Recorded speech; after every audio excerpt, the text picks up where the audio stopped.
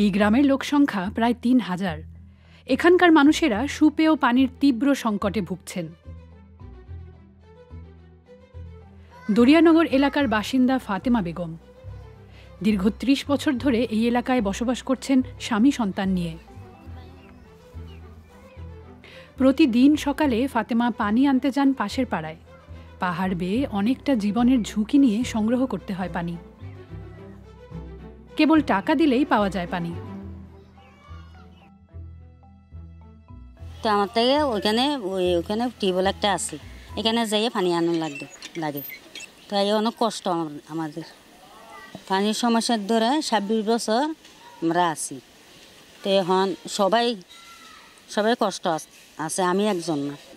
ধরেন বৃষ্টি হবে, আমি তো নামতে পারি না, তো আমরা কী করি ওই বৃষ্টির পানি নিয়ে যাই, ঘরে নিয়ে যাই, এটা রান্নাবাড়া করি। জলবায়ু পরিবর্তনের প্রভাব এবং মাটির নিচে পানির স্তর নেমে যাওয়ায় কক্সবাজারে দেখা দিয়েছে খাবার পানির সংকট। এই সংকট নিরসনে এশিয়ান ডেভেলপমেন্ট ব্যাংক এবং বাংলাদেশ সরকারের অর্থায়নে প্রায় ১৫০ কোটি টাকা ব্যয়ে পানি শোধনাগার প্রকল্প প্রায় শেষের দিকে। প্রকল্পটি বাস্তবায়ন করছে জনস্বাস্থ্য প্রকৌশল অধিদপ্তর। কক্সবাজার সদর উপজেলার ঝিলংজা মৌজায় ২ একরের কিছুটা বেশি জমির ওপর নির্মাণ করা হয়েছে এই প্রকল্প। নানা জটিলতা কাটিয়ে আগামী ডিসেম্বরে চালু হতে পারে প্রকল্পটি। এটি চালু হলে প্রাথমিকভাবে কক্সবাজার পৌরসভার ৫,০০০ পরিবার সুপেয় পানি পাবে। তবে এতে বিভিন্ন উপজেলায় পানির সংকটের সুরাহা হবে না। তো বৃষ্টিপাত এবং আরও অনেক কিছু এটার সাথে আসলে জলবায়ু পরিবর্তনের একটা ইম্প্যাক্ট আছে, নগরায়নের একটা ইম্প্যাক্ট আছে। মানুষ প্রয়োজনের অতিরিক্ত গ্রাউন্ড ওয়াটারের উপর নির্ভর হয়ে পড়ছে। আপনার সব বাড়িতে এখন কিন্তু সাবমার্সিবল পাম্প দিয়ে, হাই পাওয়ার পাম্প দিয়ে কিন্তু পাম্পিং করে পানি তোলা হচ্ছে। তো আমার যে চাহিদা তৈরি হয়েছে সেই চাহিদার অনুযায়ী কিন্তু পানিটা প্রাকৃতিকভাবে রিসার্চ করতে পারছে না, বিধায় কিন্তু গ্রাউন্ড ওয়াটারের ক্রাইসিসটা দেখা যাচ্ছে।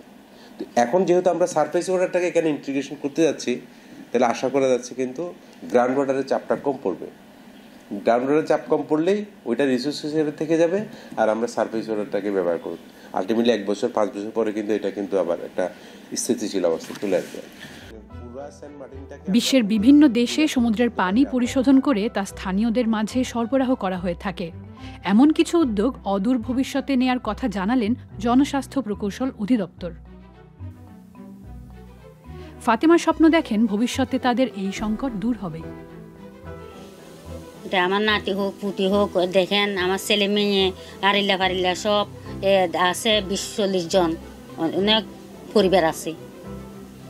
তারা জন্য, আমরা জন্য, সবার জন্য যদি দিলে ভালো হবে। এটা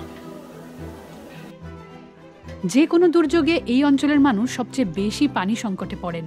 সে সময় পানির ট্রাকে করে বিভিন্ন দুর্গম এলাকার পানি সরবরাহ করে থাকে জনস্বাস্থ্য প্রকৌশল অধিদপ্তর।